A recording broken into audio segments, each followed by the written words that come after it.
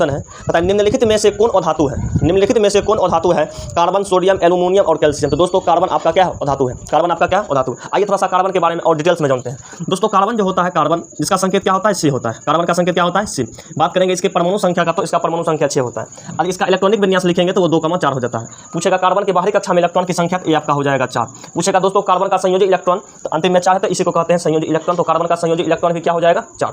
और पूछेगा कार्बन का संयोजकता भी कितना होता है? तो 4। कार्बन का संयोजकता भी होता है दोस्तों 4। कार्बन का संयोजकता भी क्या हो जाता है दोस्तों? 4 हो जाता है। चलिए उसके बाद पूछेगा दोस्तों कार्बन है क्या? तो कार्बन अधातु है। कार्बन दोस्तों क्या है? तो कार्बन ये आपका अधातु है। कार्बन आपका क्या? अधातु है। एक क्वेश्चन दोस्तों आप लोगों से और पूछ दिया जाएगा कि सबसे कठोर प्राकृतिक तत्व, सबसे कठोर प्राकृतिक तत्व तो अधातु जो होता है वो कार्बन का अपरूप होता है हीरा। कार्बन का अपरूप क्या होता है? हीरा। तो सबसे कठोर तत्व कहेगा हीरा, सबसे कठोर पदार्थ कहेगा हीरा, सबसे कठोर अधातु कहेगा हीरा। अब पूछेगा दोस्तों कार्बन के कितने अपरूप होते हैं? तो कार्बन के 3 अपरूप होते हैं। नंबर 1 में हीरा, नंबर 2 में ग्रेफाइट, नंबर 3 में फुलेरिन। नंबर 1 में क्या हो जाता है दोस्तों? हीरा। नंबर 2 में क्या हो जाता है? ग्रेफाइट, ग्रेफाइट हो जाता है, ग्रेफाइट। और नंबर 3 में क्या हो जाता है दोस्तों? फुल्लेरिन हो जाता है। फुल्लेरिन क्या हो जाता है? फुल्लेरिन। देखिए तो हीरा, ग्रेफाइट और फुल्लेरिन, हीरा, ग्रेफाइट और फुल्लेरिन। दोस्तों पूछेगा सबसे कठोर प्राकृतिक, पूछेगा सबसे कठोर तत्व, दोस्तों ये आपका हो जाएगा हीरा। क्या हो जाएगा? हीरा। सबसे कठोर पदार्थ, ये भी दोस्तों आपका क्या हो जाएगा? हीरा। सबसे कठोर अधातु, ये भी दोस्तों आपका हो जाएगा हीरा। हीरा क्या है? तो कार्बन का एक अपरूप है। कार्बन का क्या है? एक अपरूप है। पूछेगा कार्बन के कितने अपरूप होते हैं? तो कार्बन के 3 अपरूप होते हैं, हीरा, ग्रेफाइट और फुल्लेरिन। हीरा, ग्रेफाइट और फुल्लेरिन। देखिए हीरा से संबंधित और क्या क्या क्वेश्चन आपके एग्जाम में पूछे जा सकते हैं। दोस्तों पूछेगा हीरा का अपवर्तनांक, तो 2.42। पूछेगा हीरा का चमकीला दिखाई देना प्रकाश के किस घटना के कारण? दोस्तों हीरा का चमकीला दिखाई देना प्रकाश के पूर्ण आंतरिक परावर्तन के कारण, पूर्ण आंतरिक परावर्तन के कारण। उसके बाद दोस्तों पूछेगा पानी में हवा का बुलबुला चमकीला दिखाई देना, तो यह भी प्रकाश के पूर्ण आंतरिक परावर्तन के कारण, प्रकाश के पूर्ण आंतरिक परावर्तन के कारण। उसके बाद दोस्तों एक क्वेश्चन और पूछा जाएगा कि ऑप्टिकल फाइबर या प्रकाशिक तंतु, ऑप्टिकल फाइबर या प्रकाशिक तंतु किस सिद्धांत पर कार्य करता है? तो यह भी आपका हो जाएगा पूर्ण आंतरिक परावर्तन, पूर्ण आंतरिक परावर्तन। देखिएगा दोस्तों एक बार फिर से, कार्बन का संकेत C होता है, इसका परमाणु संख्या 6 होता है, इलेक्ट्रॉनिक विन्यास 2,4, इसका संयोजकता 4। और ये दोस्तों क्या है? अधातु है। ये क्या है? अधातु। कार्बन के 3 अपरूप होते हैं, हीरा, ग्रेफाइट और फुल्लेरिन। दोस्तों पूछेगा सबसे कठोर तत्व, तो हीरा सबसे कठोर प्राकृतिक पदार्थ, ये भी हीरा। सबसे कठोर अधातु, ये भी आपका हो जाएगा हीरा। दोस्तों ग्रेफाइट जो है कार्बन का ही एक अपरूप है जो पेंसिल में पाया जाता है। और ग्रेफाइट से क्वेश्चन बनता है कि वह कौन सा अधातु है जो कि विद्युत का सुचालक करता है? दोस्तों ये आपका हो जाता है ग्रेफाइट। ये आपका क्या हो जाता है? ग्रेफाइट। पूछेगा एकमात्र अधातु जो विद्युत का सुचालक होता है, दोस्तों ये आपका हो जाएगा ग्रेफाइट। ये आपका क्या हो जाएगा? ग्रेफाइट हो जाएगा। चलिए अगला क्वेश्चन की तरफ चलते हैं। अगला क्वेश्चन कहता है कौन विद्युत का सर्वोत्तम चालक है? कौन विद्युत का सर्वोत्तम चालक है? सर्वोत्तम का मतलब क्या हुआ दोस्तों? सबसे अच्छा चालक। तो विद्युत का सबसे अच्छा चालक कौन है? तो विद्युत का सबसे अच्छा चालक जो है दोस्तों, विद्युत का सबसे अच्छा चालक ये आपका चांदी होता है। क्या होता है दोस्तों? चांदी। इसका क्या कहते हैं? जिसका संकेत होता है Ag। इसका संकेत क्या हो जाता है? Ag। जिसका संकेत Ag हो जाता है। चलिए आगे बढ़ते हैं और अगला क्वेश्चन को ध्यान से सुनिएगा। 3 नंबर कहता है निम्न में से कौन सा पदार्थ ऑक्सीजन से संयोग नहीं करता है? कौन सा पदार्थ ऑक्सीजन से संयोग नहीं करता है? कहने का मतलब ऑक्सीजन के साथ अभिक्रिया नहीं करता है। तो ऑप्शन में आपका तांबा है, सोडियम है, सोना है, उसके बाद मैग्नीशियम है। तो दोस्तों सोना जो है, सोना क्या कहते हैं? ऑक्सीजन के साथ अभिक्रिया नहीं करता है। सोना ऑक्सीजन के साथ अभिक्रिया नहीं करता है। आपसे दोस्तों पूछ दिया जाएगा सोना का संकेत, तो सोना का संकेत Au। सोना का संकेत क्या हो जाता है? Au। पूछेगा सबसे अधिक तन्य धातु, तो यह भी आपका सोना। ये भी आपका क्या हो जाएगा? सोना। पूछेगा सबसे अधिक आघात वर्धनीय धातु, तो ये भी आपका हो जाएगा सोना। ये भी आपका क्या हो जाएगा? सोना। सबसे अधिक तन्य धातु सोना। तो आप लोगों से पूछ दिया जाएगा कि बताइए 1 ग्राम सोना से लगभग कितनी लंबी तार खींची जा सकती है? लगभग 2 किलोमीटर लंबी तार खींची जा सकती है। उसके बाद दोस्तों सोना से ही और सारा क्वेश्चन बनता है। पूछेगा वह कौन सा तत्व है जो मुक्त अवस्था में नहीं पाया जाता है? इसका भी आंसर क्या हो जाएगा? सोना। इसका भी आंसर सोना हो जाएगा। उसके बाद दोस्तों पूछा जाएगा शुद्ध सोना। शुद्ध सोना कितने कैरेट का होता है? शुद्ध सोना 24 कैरेट का होता है। शुद्ध सोना होता है 24 कैरेट का होता है, जो कि बहुत ही मुलायम रहता है, ठीक, जिससे आभूषण बनना संभव नहीं है। इसलिए करके आभूषण बनाने में दोस्तों उसमें मिक्स किया जाता है, चांदी या कॉपर उसमें मिला दिया जाता है। और आभूषण बनाने वाला सोना जो होता है वो होता है 22 कैरेट का। क्या कैरेट का होता है? 22 कैरेट का। शुद्ध सोना पूछेगा तो 24 कैरेट का। आभूषण बनाने वाला सोना 22 कैरेट का। सोना का संकेत दोस्तों क्या होता है? तो सोना का संकेत आपका हो जाता है Au। सबसे अधिक आघात वर्धनीय धातु सोना, सबसे अधिक तन्य धातु सोना। 1 ग्राम सोना से लगभग 2 किलोमीटर लंबी तार खींची जा सकती है। आगे बढ़िए।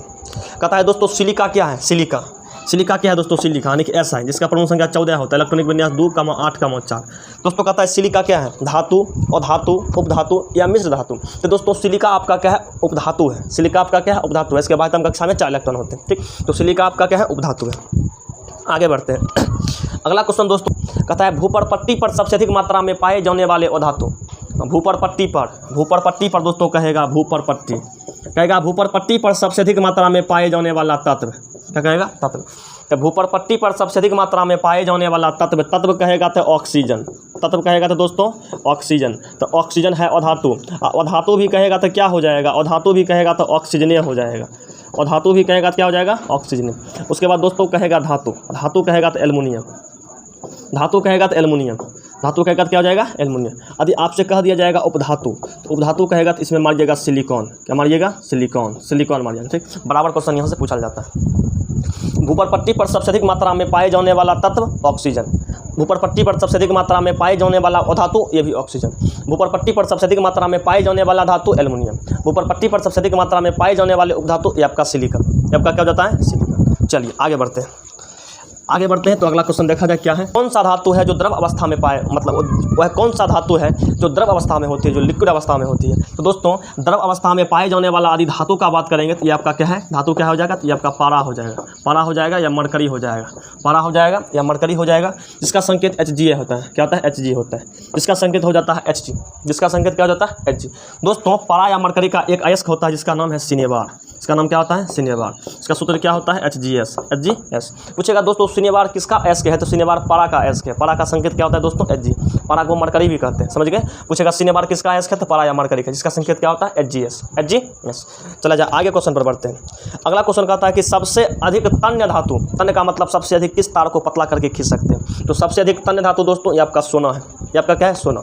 सबसे अधिक तन्य धातु ये आपका क्या हो जाएगा, सोना हो जाएगा। नेक्स्ट क्वेश्चन 8 नंबर का क्वेश्चन देखिए, पता है किस धातु को चाकू से आसानी से काटा जा सकता है, किस धातु को चाकू से आसानी से काटा जा सकता है। ऑप्शन के अनुसार काम चलाना है। ऑप्शन ए सोना है, ऑप्शन बी चांदी है, ऑप्शन सी कॉपर है, और ऑप्शन डी में आपका सोडियम है। तो दोस्तों क्वेश्चन के अनुसार इसका राइट आंसर हो जाएगा सोडियम। सोडियम ऐसा धातु है जिसको हम चाकू से आसानी से काट सकते हैं। आइए थोड़ा सा सोडियम के बारे में और कुछ जान लेते हैं, सोडियम के बारे में दोस्तों और कुछ जान लेते हैं।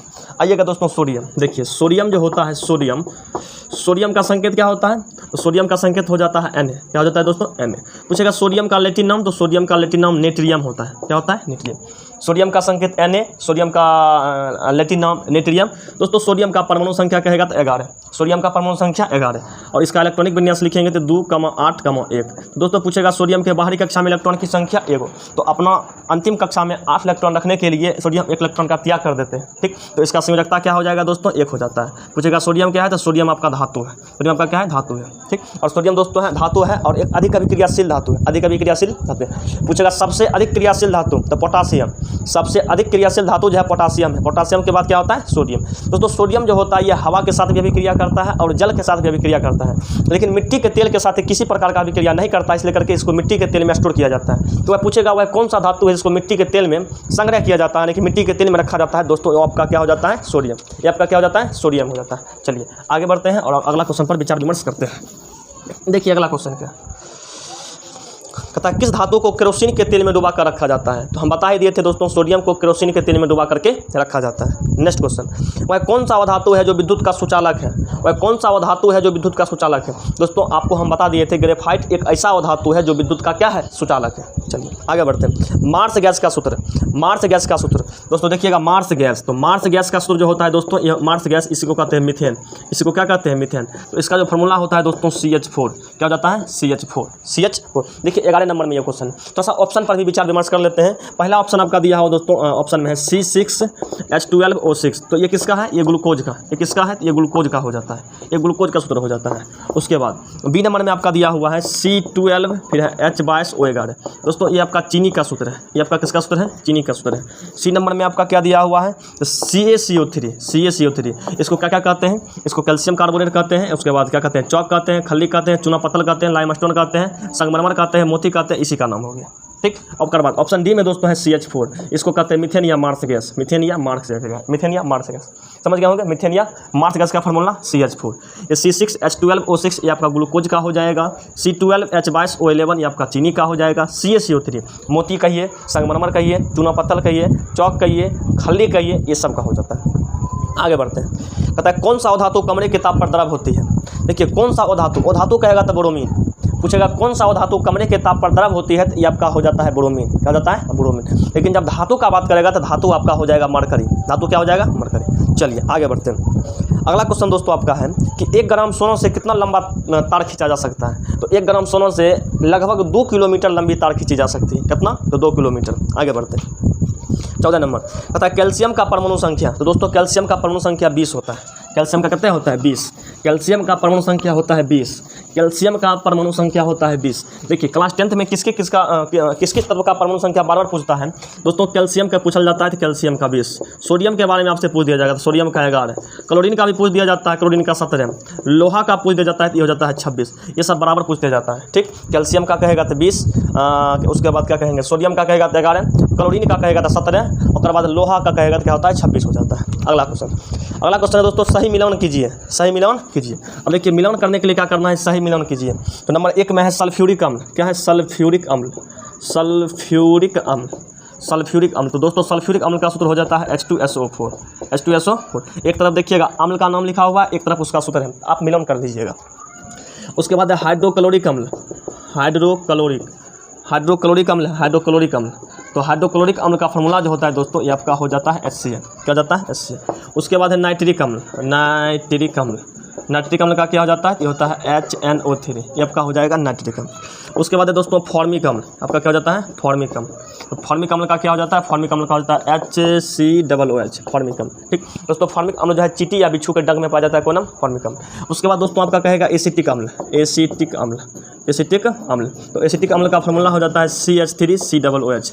CH3COOH। सल्फ्यूरिक अम्ल, इसी को गंध का अम्ल भी कहते हैं। सल्फ्यूरिक अम्ल या गंध का अम्ल, इसी को अम्लों का राजा भी कहते हैं, H2SO4। हाइड्रोक्लोरिक अम्ल HCl, हाइड्रोक्लोरिक अम्ल HCl। नाइट्रिक अम्ल HNO3, इसी को सोरे का अम्ल भी कहते हैं। इसी को क्या कहते हैं, सोरे का अम्ल भी कहते हैं। फॉर्मिक अम्ल HCOOH दोस्तों, इसी को कहते हैं मिथेनोइक एसिड। इसी को क्या कहते हैं, मिथेनोइक एसिड। मिथेनोइक एसिड इसी को कहते हैं। इसी का IUPAC नेम क्या हो जाता है, मिथेनोइक एसिड। उसके बाद एसिटिक अम्ल है, इसको कहते हैं इथेनोइक एसिड। इथेनोइक एसिड, इसका IUPAC नेम हो जाता है क्या, इथेनोइक एसिड।